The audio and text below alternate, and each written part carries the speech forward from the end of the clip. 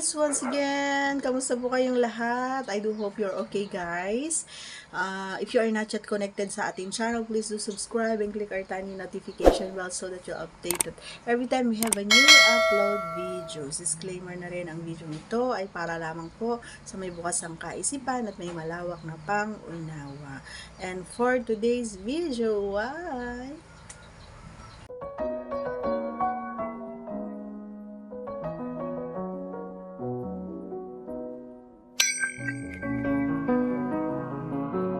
Maalala ko marami doon sa nawalang Facebook page natin ng mga idol.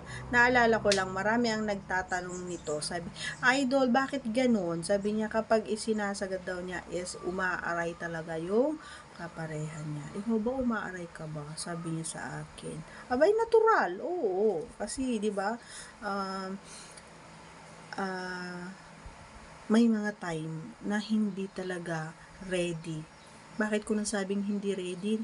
Ang pechay kasi kapag hindi nalalaro or pag hindi nababasa, pag hindi kinakain, pag ipinasok mo kaagad si Junjun, aaray ka talaga. Tapos isasagad mo pa. Lalong-lalo na sa mga posisyon na hindi dapat ganun yung pag na isasagad mo kaagad. Lalong-lalo na yung aw-aw, ganyan. So, hindi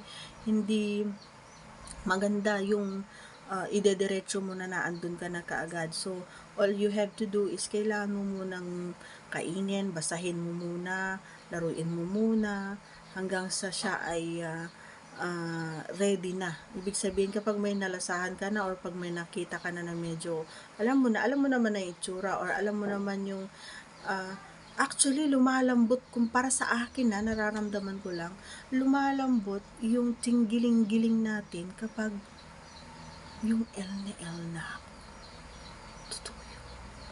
Totoo yun mga idol. Yung alam parang nanlalata na siya. Ganun ang nangyayari. And pag gusto niya nang matapos or paglalabasan na si Pechay, ano na siya, yung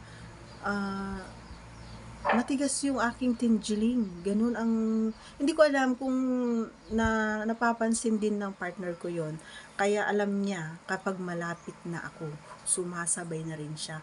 Kahit na alam ko na tapos na siya, so humahabol pa rin siya ng pangalawa para lang makadalawa siya. Ganun ang nangyayari. Okay? So, ikaw ba? Magagawa mo ba yun? Totoo. Hindi naman tayo, alam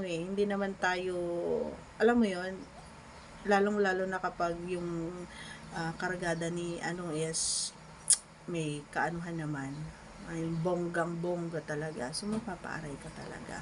So, anong gagawin mo? Hindi, huwayan mo. Di ba? Parang naglalagay ka lang ng sinulid dun sa may karayom, gano'n, no?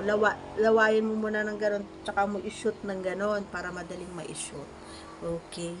So, that's all for today's video, everyone. Once again, please don't forget to subscribe and click our tiny notification bell so that you'll be updated every time we have a new upload videos. Thanks for watching, everyone. Take care, cause I care. Bye!